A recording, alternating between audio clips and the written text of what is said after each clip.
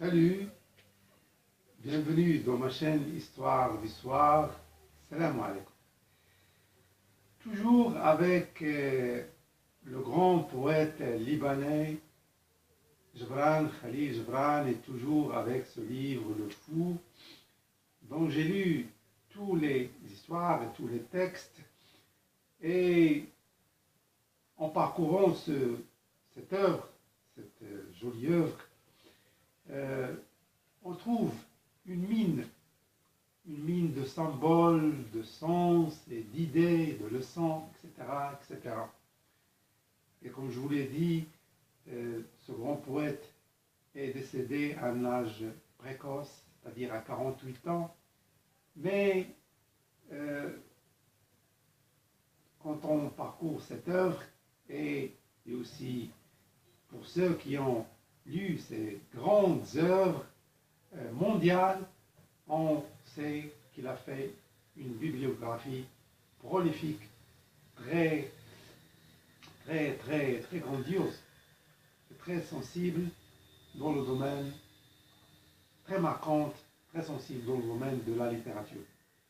Et malgré, pour vous dire que, quoi qu'on dise, ce n'est pas la longueur de vie ou une vie courte qui fait la différence entre un grand artiste, un grand poète ou un grand écrivain, mais c'est surtout le talent de cet écrivain et sa capacité à transmettre de grandes choses à ses lecteurs ou à ses fans.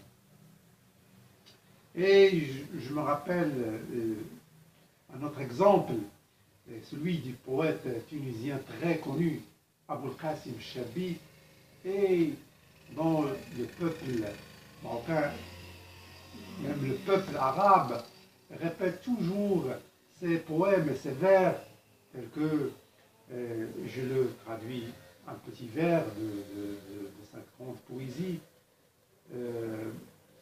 Si le peuple vit, désire ou veut la vie, désire vivement la vie, alors la providence ou le sort exaucera ses rêves. Pour le dire en arabe,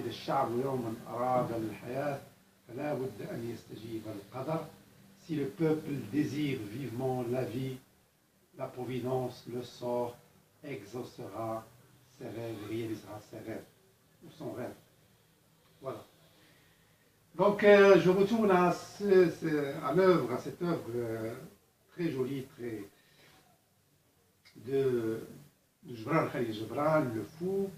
Et j'ai choisi un très beau texte et que je trouve à mi-chemin entre une histoire pour enfants et une histoire pour adultes, parce que le titre c'est Les Trois Fourmis. Trois fourmis se rencontrèrent sur le nez d'un homme qui dormait couché au soleil. Et quand ils se saluèrent l'une l'autre, chacune selon la coutume de sa tribu, elles se mirent à converser.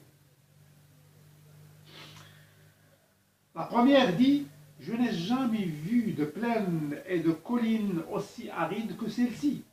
Un jour, durant, je fus à la recherche d'un grain quelconque, mais en vain. » La seconde fourmi dit: « Moi non plus, je ne trouvais rien, bien que j'ai fouillé tous les coins et clairières. C'est là, je pense, ce que mes compatriotes appellent le pays tendre et mobile où rien ne pousse. » Le pays tendre et mobile où rien ne pousse. La troisième fourmi leva alors la tête et dit: « Mes amis, nous voici debout sur le nez de la fourmi géante, la fourmi puissante et illimitée, dont le corps est si grand. que nous ne pouvons le voir, dont l'ombre est si étendue que nous ne pouvons la délimiter, et dont la voix est si haute qu'il nous est impossible de l'entendre. Elle est omniprésente. Quand la troisième fourmi parla ainsi, les autres se regardèrent en riant. À ce moment, l'homme se retourna.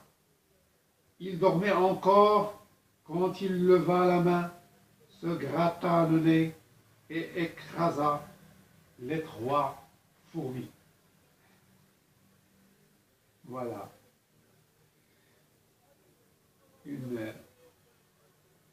une fin catastrophique pour les fourmis. Comme quoi, on peut tirer une petite leçon, c'est que du sort de ces fourmis, c'est que on peut, malgré tout, on peut programmer, parler, dessiner le lendemain ou l'avenir et ce qui nous entoure, mais le sort et la providence décident autrement. Voilà. Merci et à très bientôt. Salam alaikum.